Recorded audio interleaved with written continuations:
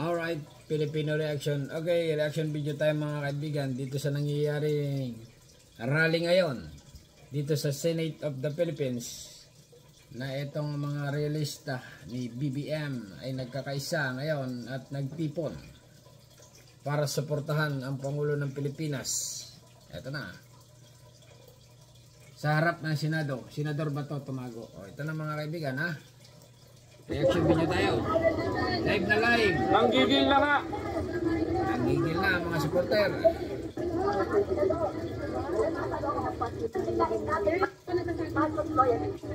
Yung pagbabansa nila sa ating Pangulo. Nanggigil na nga. Ngayon, hindi tayo papayag na pabagsakin ang ating administrasyon. Ano? Papasukin ng ICT. Ayan mga kaibigan, si Nanay nagsisalita, ha. Okay. Para siya ang umalasna sa mga Duterte.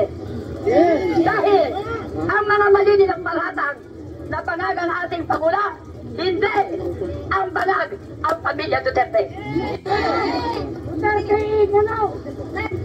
Kaya panawagan sa buong sambayan ng Pilipino, sa bansang Pilipinas, ibigay natin ang buong-buo ang suporta sa ating mahal na Pangulong Bongbong Marcos.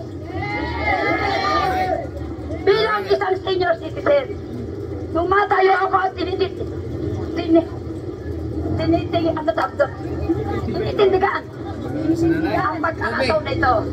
Pasensya na kasi senior eh. Siya nagkakabalit. 70 years old. Ngayon, tungkol naman sa West Philippine Sea, tayong mga Pilipino, hindi tayo papayag. Atin ang West Philippine Sea, pag-aari ng Bansang Pilipinas. Tayo din ang susuporta sa ating Pangulo pagdating dyan. Talagang may point mga kaibigan, ha. May point si Nanay. Matanda na, senyora. Okay, senior citizen. Okay, continue lang, Nay. Kaya tayong mga warriors ng PBBM, Pangulong Bongbong Marcos, lahat tayo handa. Handa natin lahat ang sarili natin. Tayo Tapo na mga project na sa Senado! Kaya, mga kababayan sa bayan ng Pilipino, mabuhay po tayong lahat. May tanong ako sa iyo. Oh yes. Ano masasabi mo dyan sa makinsa Pangulo na yan? Isa pa ito eh. Tingin ko dito paano yung pagkatry ito eh. Siyempre pagdasakpay niya sa Duterte. Si Bato. Okay. Oh, yan yung Duterte eh. Okay mga kaibigan, inuulit ko, per reaction lang tayo. Per review. Per na per. Alright? Ito na, continue pa. Mayroon pang isang tanong. Oh. Anong masasabi mo rito na ganyan? Ay adik yan eh. Ano ang nangyari dyan? Siya yung adik. Hindi Duterte. hindi si Pangulong Bongbong. Hindi, siyempre. Ayan, tingnan nyo ang itsura. Sino may itsura? Oh, yan. Oh. Ikaw para mo. Sino may na-adik? Oh. Tayo ba papayag? Ibig sabihin ay si Duterte ang adik at hindi si Bongbong Marcos ang adik. Ganon. Okay, continue lang. Siyempre hindi. At ito ang pinaparating ko sa lahat ng mga Pilipino. Huwag kayong malabo ang pag-iisip. Kailangan itanim nyo sa utak nyo lahat ng naririnig yung akusasyon sa ating Pangulo. Yan po ay walang katotohanan. Ayan, di ba? Tama tayo, tama yung ating sinisigaw dito mga kapatid. Yan po yung totoo na dapat natin ipakita sa taong bayan. Dapat lang. Okay. Magiging bulok na ginagawa nila. Yan ang totoong kabulokan. Kasi nga mga kaibigan, sa pagbablog, okay, nahahati ang opinion ng tao. May makabila, may makakaliwa. Alright? Okay, continue lang. Babayan mo. Pero yung maghihiling ka sa Senado. Maghihiling ka sa Senado. Tapos, yung puncher, naging legit na. Tayo, tulungan natin ang administrasyon. Mga kababayan ko. Lalo na sa ating mga Pilipinong kasiligan. Tayo, Sino nagpapapatay ng mga anak sa ito? Di ba si Duterte? Bakit kami ay bibigyan?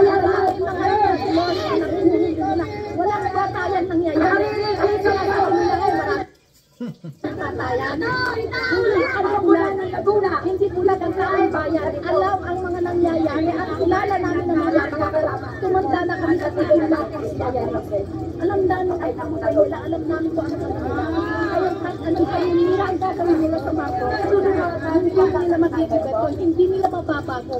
Ipaglalaban namin kung kahit sila sa kanila. Lalabas at lalabas sila. Pero nila niya sarili niya.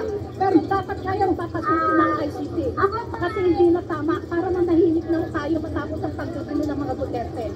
Ayan mga kaibigan, sumisigaw ang mga loyalista. Okay, na si Duterte nga daw ay bakit ganon, bakit ganyan. Okay, continue lang. Wala tayong ibang sasabihin dito. Kundi ganyan na sila. Alright, bahala na sila. Okay, continue lang mga kaibigan. Nulit ko, reaction video lang tayo dito sa rally na nangyayari. Ngayon, live na live. Sobra na. Kaya, eto bang gusto niyo maging pangulo ulit? Si Sara Duterte. Nagdating ng 28 po kayo gusto na nilang paulo. Salamat Ma'am Lisa B. Tantan Duterte sa kanyang magagawa. Hindi pa papayag doon. Huwag po tayong papayag mga kababayan. Mag-isip-isip tayo, gamitin natin to at nakalimutan natin ang mga mata natin.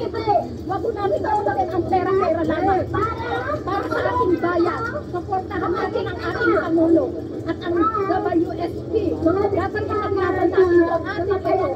Kaya kami nananawagan, mga lumaling na magsilabas po kayo lahat. Ipaglaban at supportahan natin ang ating Pangulo. Ipaglaban natin ang katahimikan at kapayapaan ng ating bansa para sa ating mga anak-anak mga apo-apo. Okay, alright mga kaibigan, medyo may point si Nanay, okay? Explain natin para maliwanagan natin yung sinasabi din ni Nanay dito. Okay na ako, yan. Ay suportahan daw ang Pangulo ng Pilipinas dahil yan ang ating pag-asa at binoto siya ng tao. Okay, ganon, ganyan. Okay, continue lang. Nay. Darating generasyon. Huwag po tayong papayag na papasok muli ang Duterte sa ating lipunan. Ang alam nyo na, ang ginawa ng Duterte, isipin mo, binenta niya tayo, gagawin tayo ng siya ng China. Papayag ba kayo nun?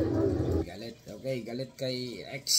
Talaga naman, ito kasi si X ayaw tumigil Hindi na lang hayaan si Bongbong Dumiskarte sa pagiging Pangulo, sinisiraan pa. Ayan mga kaibigan, sumisigaw ang taong bayan na tama na, tigilan na ang paninira sa ating Pangulo ng Pilipinas.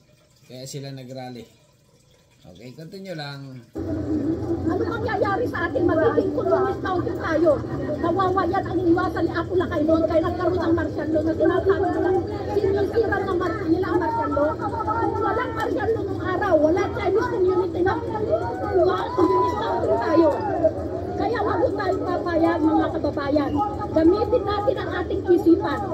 Inulat natin ang mga mata natin sa mga nangyayari. Igalay nga yung mga mata, may mga mata kayo, may mga isip kayo, may puso kayo. Mahal ninyo ang ating bayan. Ipaglaban niyo ito. Suportahan natin ang ating Pangulo. Huwag tayong papayag. Dadaw na naman nila at pauupin si Sara Duterte.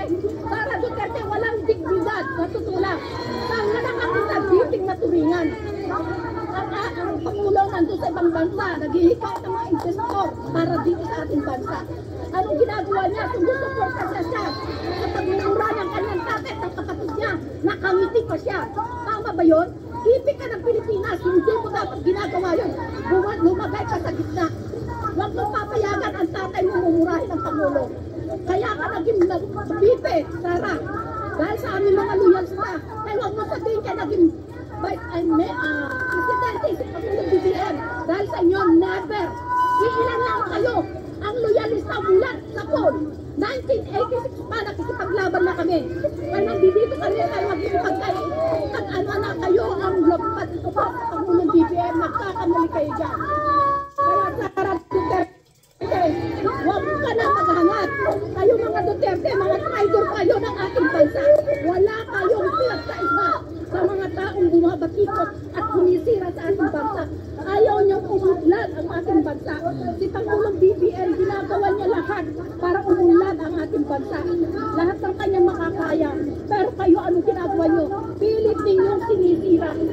Ayan ba ang mga katanungan na umihingi na respeto namin?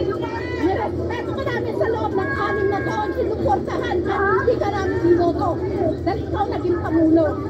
Pangulo ka noon na sinasabi mo si BBM bangag.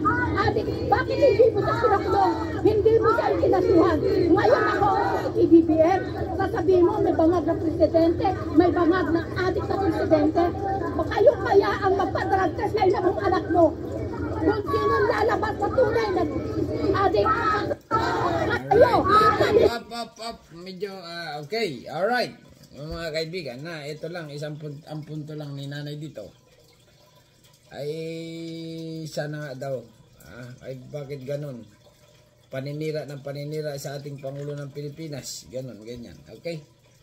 Alright, anong bahala na kayo mga kaibigan? Ano masasabi nyo? Basta nag-reaction lang tayo dito sa mga sila na.